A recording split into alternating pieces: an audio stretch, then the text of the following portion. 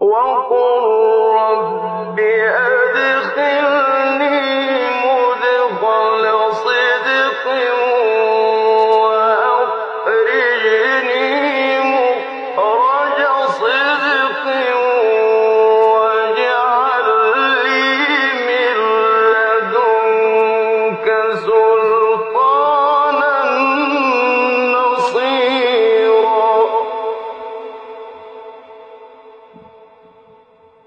Chers frères et sœurs, parmi les vérités absolues et les vérités stables, il en est une. C'est la vérité de la mort. C'est la vérité de la mort, à propos de laquelle personne ne tergiverse, quelle que soit notre foi ou l'inexistence de la foi. Lorsqu'il s'agit de parler de la mort, on est unanime. On est unanime. Et c'est quoi la mort? On a souvent essayé de définir ce qu'est la mort. Malheureusement, on a toujours trouvé une difficulté pour le faire. La seule manière de la définir, c'est la définir par rapport à la vie. C'est de dire la mort, c'est la fin de la vie. Mais si on fait abstraction de la vie et on veut définir uniquement la mort, comment on va la définir? Ça va nous être difficile de le faire. Et Allah Azza wa Jal, lorsqu'il a parlé de la mort, il l'a défini indépendamment, ou il l'a cité en tout cas indépendamment de la vie. Lorsqu'il a dit Alladhi khalaqal mawta wal hayata liyabluwakum ayyukum ahsanu amala. C'est lui qui a créé la mort ainsi que la vie afin de vous éprouver et de voir qui est le meilleur d'entre vous en termes de rentabilité dans les œuvres. Khalaqal mawt, il a considéré que la mort, c'est pas il a considéré, il nous a fait part de cette vérité. C'est que la mort est une création de Allah tabaraka wa ta'ala. Et ce n'est pas comme nous on l'a défini, comme l'arrêt de la création d'Allah tabaraka wa ta'ala, ou l'arrêt de la fonctionnalité de ce qu'Allah Azza wa Jal a créé. Non, Allah Azza wa Jal l'a défini comme une création qui joue un rôle d'équilibre avec la vie. Khalaqal mawta wal hayat. Et elle joue un rôle d'équilibre avec la vie. Et c'est pour cela que le musulman doit voir la mort avec une vision qui va le différencier des autres êtres humains. Il considère que la mort, quelque part, est une chance pour l'humanité, une chance pour l'être humain. Et c'est pour cela certains de nos savants ont rédigé un livre qu'ils ont intitulé Jamaliyatul Maut, la beauté de la mort. La beauté de la mort. Parce que tellement ils ont médité sur les secrets de cette étape de la vie qu'ils ont considéré qu'elle regorge d'une certaine beauté, puisque c'est elle qui permet de nous faire basculer de l'ici-bas vers le delà. C'est elle quelque part qui nous fait basculer vers ce sur quoi on a travaillé toute notre vie, du moins pour ceux qui œuvraient pour quelque chose, et de ceux qui ont mené un chemin pour arriver à quelque chose après la vie terrestre. Allah tabaraka wa ta'ala nous a montré qu'on peut toujours fuir cette mort, mais il finira tôt ou tard par nous rattraper. C'est ainsi qu'il a dit قُلْ إِنَّ الْمَوْتَ الَّذِي تَفِرُّونَ مِنْهُ فَإِنَّهُ مُلَاقِيكُمْ. Dis, la mort que vous fuyez va certes vous rencontrer. Ensuite, vous serez ramenés à celui qui connaît parfaitement le monde invisible et le monde visible, et vous informera alors de ce que vous faisiez. Allah Azza wa Jal dit dans un autre endroit dans le Saint-Coran, أَيْنَمَا تَكُونُوا يُدْرِككُمُ الْمَوْتُ وَلَوْ كُنْتُمْ فِي بُرُوجٍ مُشَيَّدَةٍ. Où que vous soyez, la mort vous atteindra, fussiez-vous dans des tours imprenables. La mort, chers frères et sœurs, c'est ce pont qui nous fait traverser de la vie ici-bas vers la vie de l'au-delà. Il y a une grande différence entre les deux vies. Il n'y a même pas moyen de comparer entre les deux vies. Entre une vie éphémère, limitée dans le temps et dans l'espace, et une vie éternelle qui n'a pas de limite, ni dans le temps, ni dans l'espace. Lorsqu'Allah Azza wa Jal a parlé du paradis, il a dit « Sali'u ila maghfiratin min rabbikum wa jannatin arduha samawat wal ard » Concourez vers le pardon de votre Seigneur et un paradis dont la largeur équivaut aux cieux et à la terre. La largeur. Alors qu'en est-il de la longueur? Il n'y a pas un moyen ou un repère sur lequel on peut se baser pour connaître l'immensité ou avoir une idée de l'immensité de ce qui existera dans l'au-delà. Et c'est pour cela qu'Allah Azza wa Jalla nous dit وَفَرِحُوا بِالْحَيَاةِ الدُّنْيَا وَمَا الْحَيَاةُ الدُّنْيَا فِي الْآخِرَةِ إِلَّا مَتَاعٌ. Ils se réjouissent de la vie sur terre, mais la vie d'ici-bas ne paraîtra que comme une légère jouissance en comparaison de l'au-delà. L'imam Muslim a rapporté sur le Mustawrid ibn Shaddad radiyallahu anhu que le prophète sallallahu alayhi wa sallam a dit: l'exemple de la vie d'ici-bas par rapport à la vie de l'au-delà, c'est l'exemple de quelqu'un qui a trempé son doigt dans un océan, qu'il voit avec combien d'eau il va sortir son doigt. Essaye de vider l'océan avec ton doigt. Ton doigt ne va faire sortir qu'une goutte ou bien 2 gouttes au maximum de cet océan. La goutte ou les 2 gouttes, c'est l'exemple de la vie d'ici-bas. Et l'océan, c'est l'exemple de la vie de l'au-delà. Et tout ceci, c'est pour que le prophète sallallahu alayhi wa sallam nous mette un repère sur lequel on se base pour considérer la vie à son juste titre, la vie d'ici-bas à son juste titre et la vie de l'au-delà à son juste titre. Dans un hadith rapporté par Muslim sur Jabir ibn Abdillah radiyallahu anhu, ce dernier a dit: le prophète sallallahu alayhi wa sallam est sorti un jour dans le marché et il était entouré de compagnons, parce qu'il était rare que le prophète sallallahu alayhi wa sallam sorte dans le marché. Et donc là, lorsque les compagnons l'ont vu sortir vers le marché, ils l'ont entouré. Plusieurs personnes étaient à sa droite, d'autres étaient à sa gauche. Et voici qu'il passa sallallahu alayhi wa sallam par un chevreau mort, un chevreau à sec. À sec, ça veut dire qu'il y avait des oreilles toutes petites. Et les Arabes, à l'époque, ils aimaient les chevreaux qui avaient des oreilles très longues. C'est ça qui le valorisait. Alors que le chevreau qui a des petites oreilles n'avait aucune valeur chez les Arabes. Et de surcroît, ce chevreau était mort. Et donc le prophète sallallahu alayhi wa sallam l'a saisi par l'oreille. Il l'a levé comme ça. Il leur a dit: qui parmi vous souhaite m'acheter ce chevreau avec un dirham? Et là, ils lui ont dit: ya Rasulallah, même gratuitement, on ne le prendrait pas. Il leur a dit: je vous l'offre gratuitement si vous le voulez. Ils ont dit: ya Rasulallah, même s'il était vivant, on ne l'aurait pas pris gratuitement. Même s'il était vivant, on ne l'aurait pas pris gratuitement. Parce que c'est un animal qui est méprisable par les Arabes, avec ses petites oreilles. Alors comment oses-tu nous demander de te le prendre gratuitement alors qu'il est mort? Et là, le prophète sallallahu alayhi wa sallam, il voulait juste stimuler un petit peu leur curiosité et leur remarque et leur vérité pour leur montrer la vérité ultime à laquelle ils devaient s'accrocher. Et c'est là où le prophète sallallahu alayhi wa sallam a dit: sachez que l'ici-bas a moins d'estime auprès de Dieu que ce chevreau auprès de vous. L'ici-bas a moins d'estime auprès d'Allah Azza wa Jal que ce chevreau auprès de vous. Si vous considérez que ce chevreau n'a aucune valeur, si bien que vous ne voulez même pas le prendre gratuitement, sachez que la vie est encore plus méprisable que ce chevreau aux yeux d'Allah tabaraka wa ta'ala. Et quelque part, le prophète sallallahu alayhi wa sallam nous enjoint, à travers ces belles paroles, nous enjoint à considérer la vie comme étant un chevreau avec des petites oreilles qui est mort, qui n'a aucune valeur. C'est comme ça qu'on doit normalement estimer la vie sur terre. Autrement dit, le croyant, s'il dévalorise la vie d'ici-bas, c'est parce qu'il voit la vie de l'au-delà avec une ampleur immense. Et il la voit d'une vision qui rend la vie d'ici-bas insignifiante et complètement invisible. Et ce qui prouve que la vie n'a pas de valeur chez Allah Azza wa Jal, c'est qu'on voit qu'il l'octroie aussi bien à ceux qui croient en lui qu'à ceux qui ne croient pas en lui, même aux détracteurs de la religion, aux détracteurs de Dieu. Allah Azza wa Jal, il leur donne la vie. Prenez. Vous voulez la richesse, prenez. Vous voulez le pouvoir sur terre, prenez-le.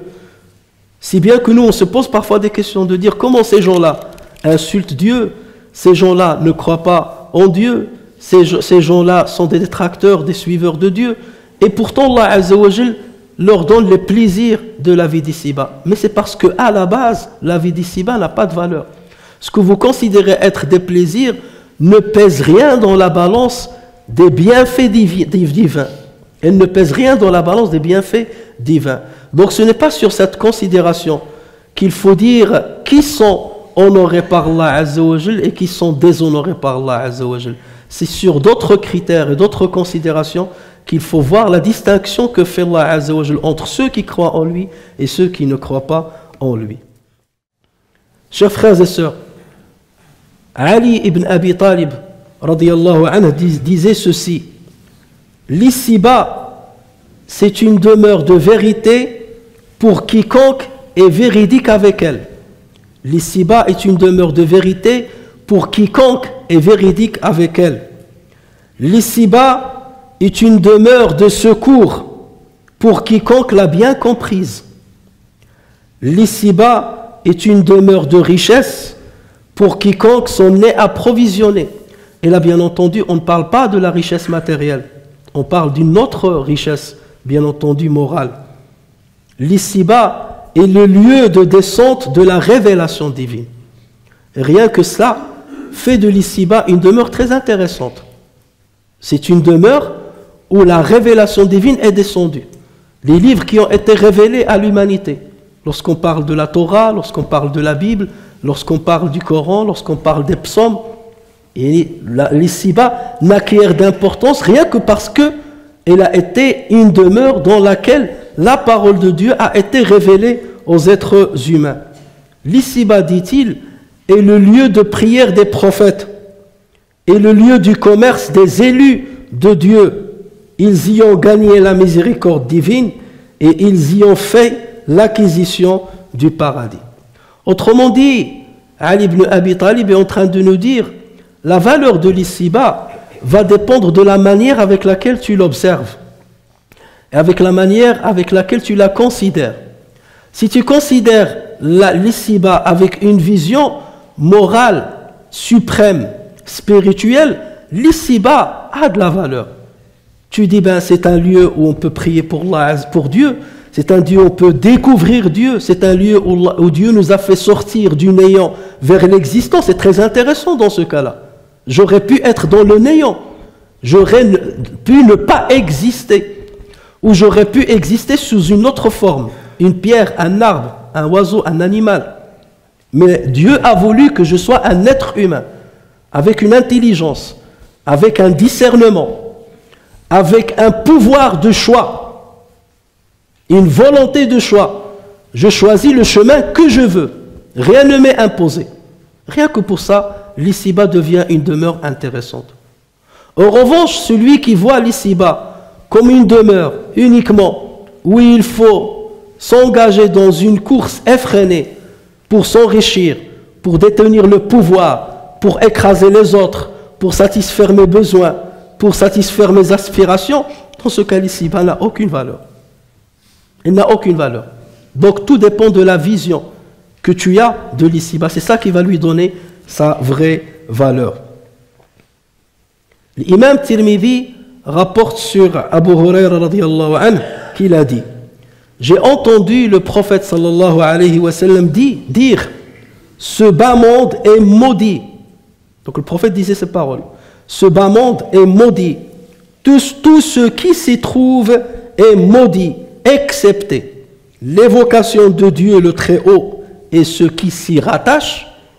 Donc c'est ça qui donne la valeur à la vie d'ici-bas.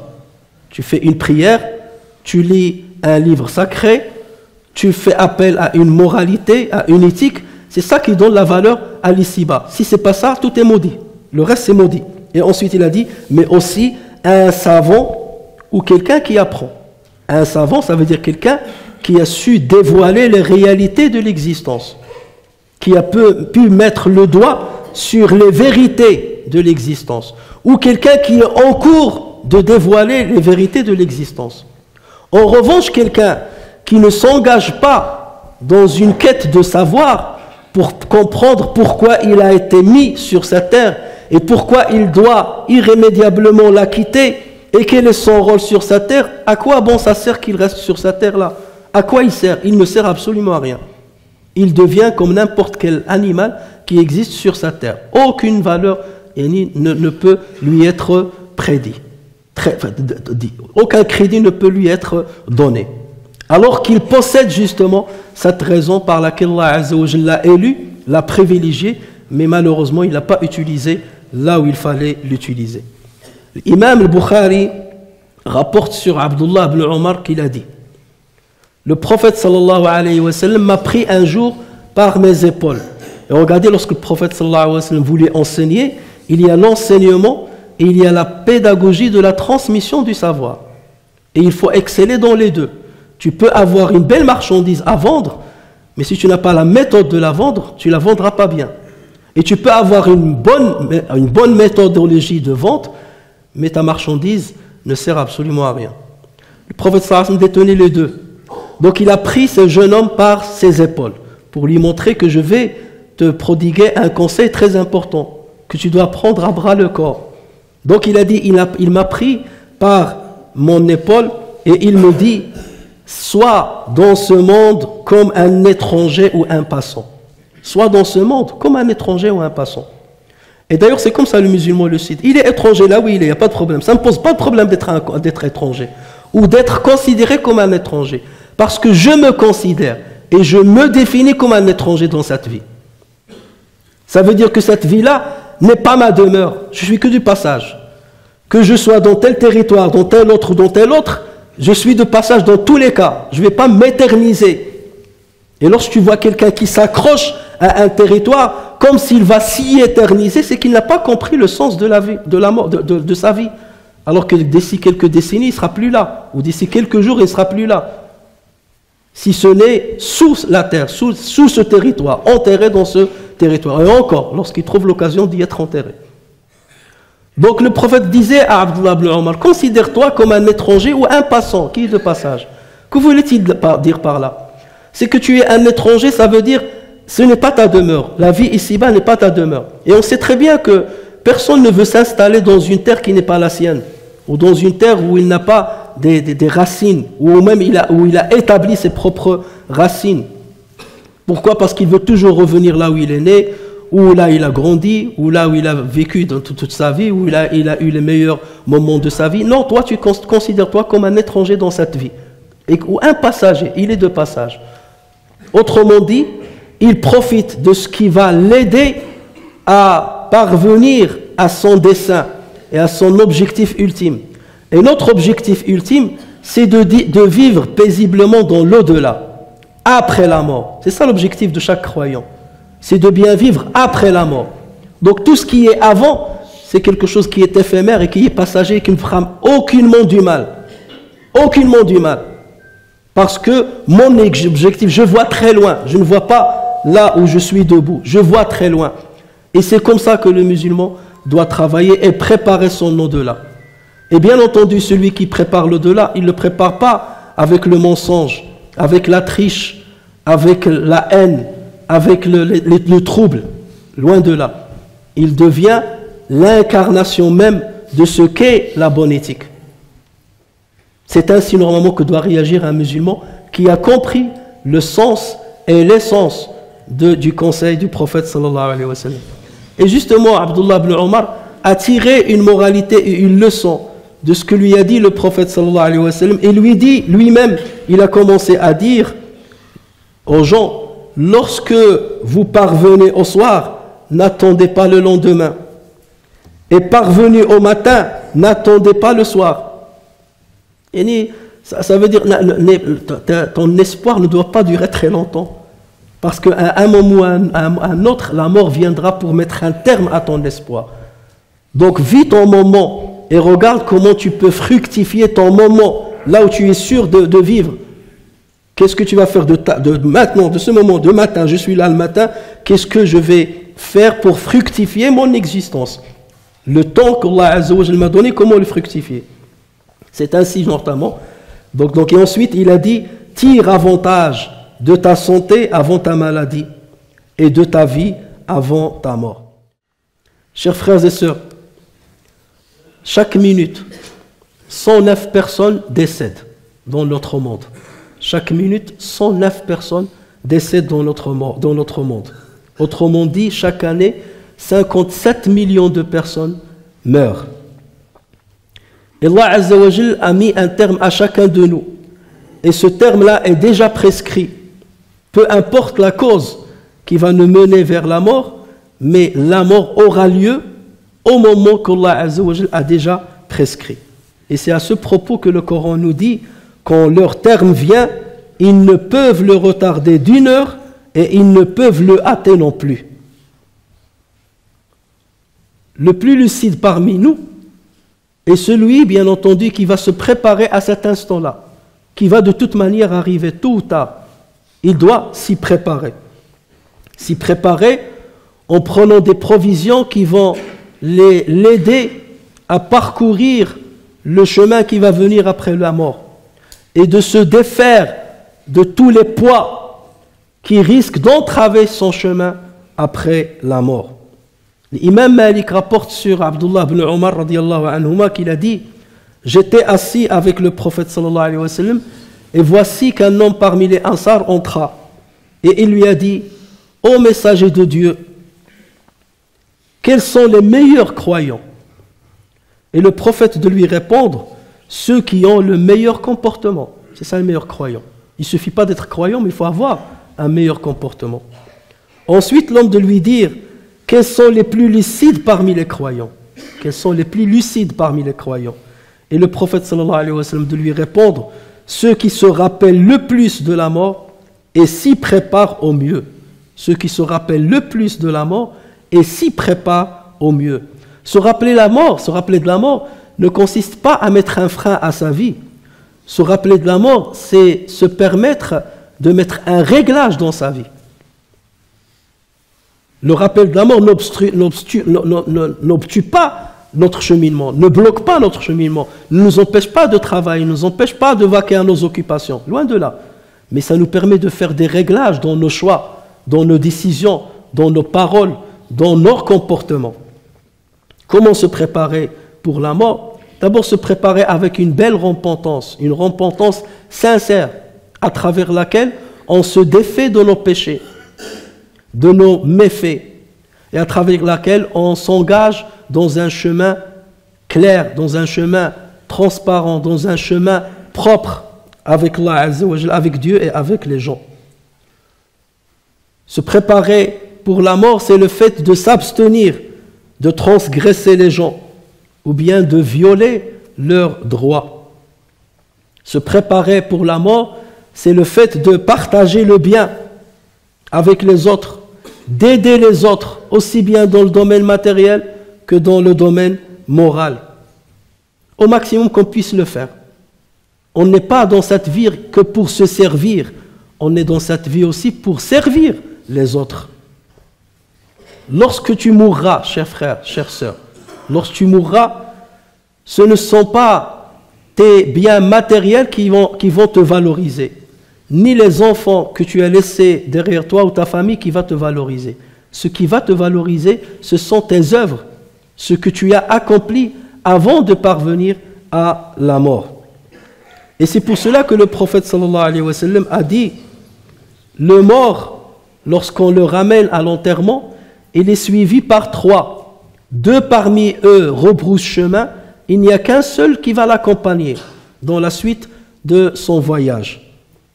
Il a dit: il sera suivi par sa famille, son argent et ses œuvres. Les 2 premiers vont rebrousser chemin. La famille va rebrousser chemin, l'argent va rebrousser chemin.